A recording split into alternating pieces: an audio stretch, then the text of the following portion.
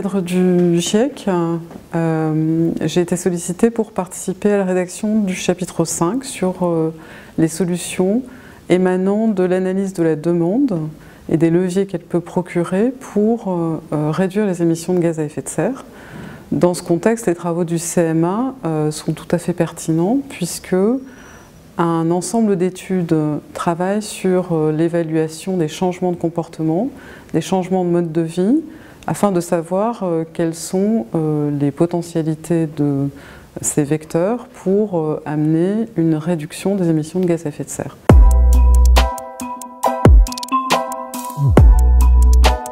Le HCC est chargé d'évaluer la stratégie du gouvernement en matière de climat et nous avons constaté que les émissions diminuent en France mais pas assez vite et nous avons fait un nombre de recommandations.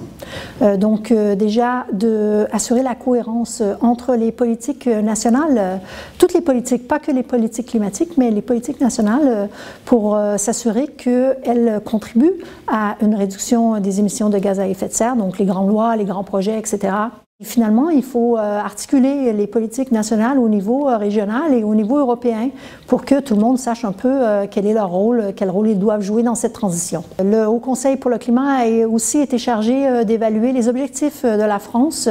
et donc en particulier la neutralité carbone en 2050. Cet objectif est cohérent avec l'accord de Paris.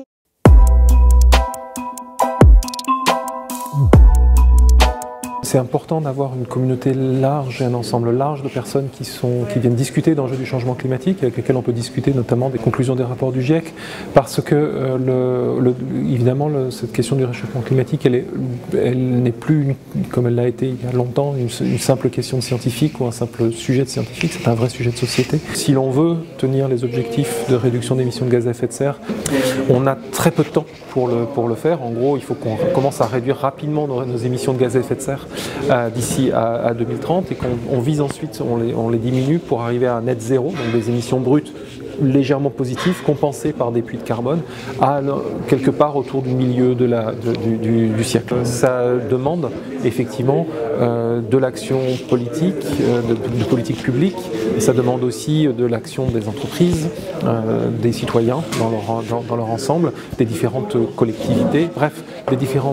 tous les maillons de la société. De ce point de vue, il est important d'avoir des discussions qui réunissent toutes ces composantes.